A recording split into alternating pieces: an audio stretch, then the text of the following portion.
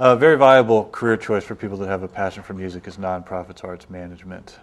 It's something that I think is overlooked frequently by people that have a passion for music. They think, oh, I've got to go work for a record label, I've got to go do X, Y, or Z. When in point of fact, the nonprofit sector for musicians and for people that are passionate about the arts is really one of the more vital fields today. The question really arises, well, if not for profit, then what for? And the answer to that is to have a very strong community service mission. And that's a broad statement. And so you then have to kind of get specific. And what do you want to do to kind of affect the culture in a positive way when profit isn't the pure motive? There are some great books out there, some great resources. Thomas Wolfe wrote a very good book called Managing a Nonprofit Enterprise in the 20th Century, which I would recommend. And there are other resources on the website that will point you in the way. There's also a list of nonprofits out there in the music field on the website, and you'd be surprised at the breadth. If you think of anything from VH1 Save the Music on down to ASCAP, these are nonprofits, and they need people that are very, very passionate about music.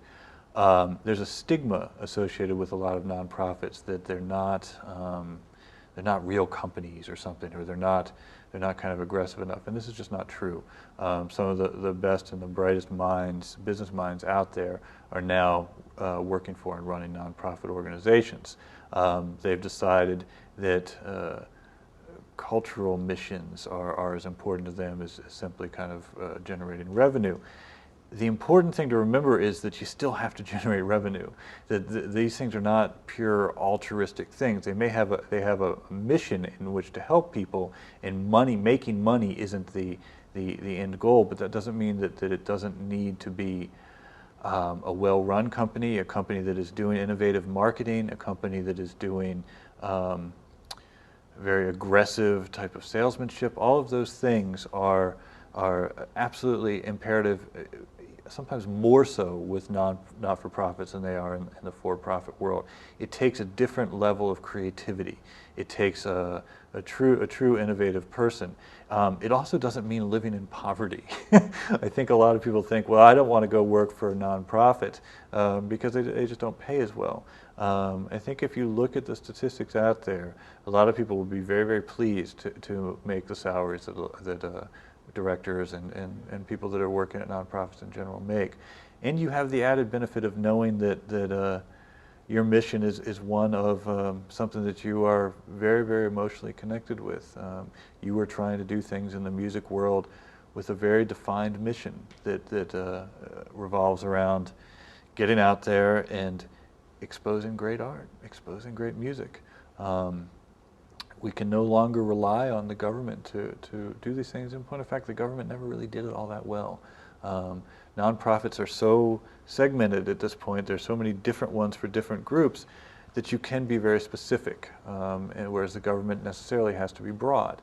So you can find the things that align very well with your particular interests, your particular passions, and go work for these companies. It becomes a wonderful, wonderful, very robust opportunity for people that have a knowledge of the music business, that have a passion for music, and are looking for places to kind of put that to work. There are some details that you need to understand about the way nonprofits are set up, but fundamentally you need to approach them as companies that need to market, companies that need to be strategic, companies that need to be innovative in the same way that for-profit companies do. And these cultural organizations, be they museums, be they theaters, be they symphonies, be they universities, they need smart marketers. They need people that can really generate interest in what they're doing, and this is where the passion comes in. This is where those two really align very, very well. Where when you've said, when a company has a mission to do something for a motive other than money, they're doing it for public service, that's typically motivated by passion. It can sometimes get bureaucratized, but in most cases, it's done for passion. So that should then draw the people that it's very clear. It's much more clear than with some of the for-profit companies where your motivation for going there is typically slightly more obtuse than it would be for going and working in a nonprofit. You're immediately buying in to a set of values that align with yours. And the really successful for-profit companies do that too.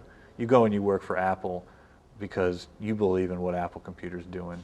In the same way I would go and work for Saves the Music because I think schools need to have musical instruments. So the great for-profit companies do the same exact thing. It's more innate in the nonprofit world. They have a much more pronounced mission. So training yourself to do that means understanding how these companies are structured, understanding that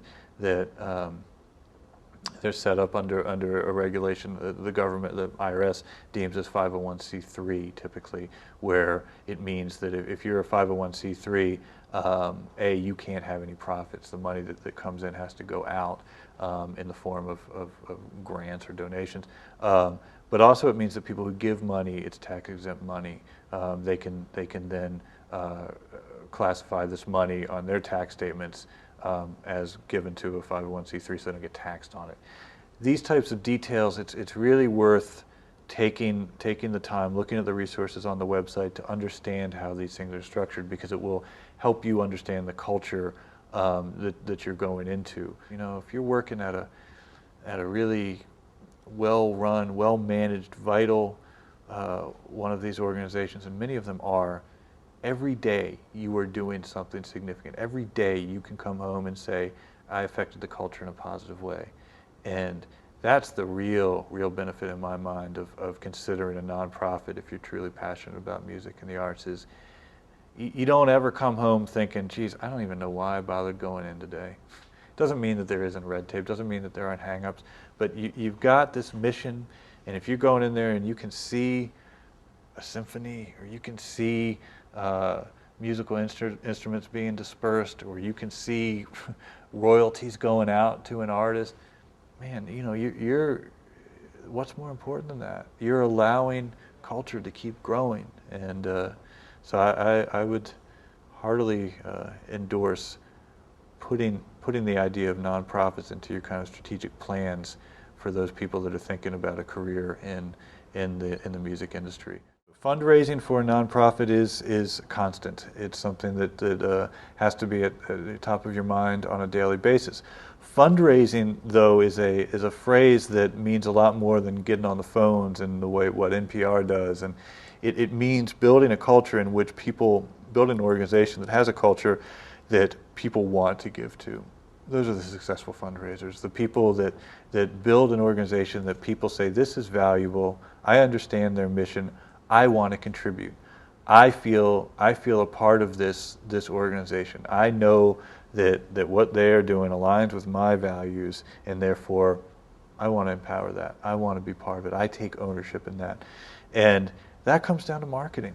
That comes down to having a clear mission, articulating that clearly, finding the people in the communities or in the world at this point that align with that, and that takes research, it takes demographic study, it takes putting on events, and so that you can then retroactively look and say, well, who showed up at this thing?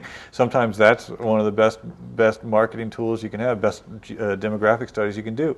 Put on an event, who shows up? And then start focusing in from there.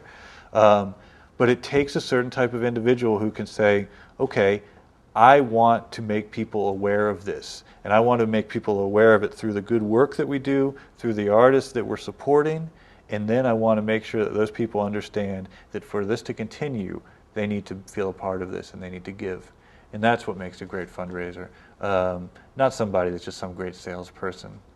It's somebody that really believes passionately that this is important and knows that there are other people out there that believe it too, and finding those people. If you're interested in the nonprofits, there are programs of study at universities where you can graduate with both a BA and a master's degree in nonprofits arts management.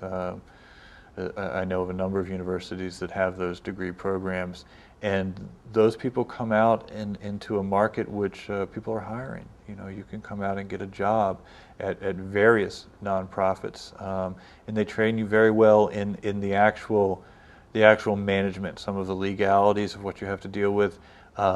One of the more challenging things with a nonprofit is the scrutiny in which they fall under, particularly because there have been some bad apples that have kind of spoiled the cart in some respects. So the government is very, very strict, and the IRS particularly, about how nonprofits are run. So you really need to have the tools to make sure that day to day you're doing the right things, because if you lose your nonprofit status, you're done.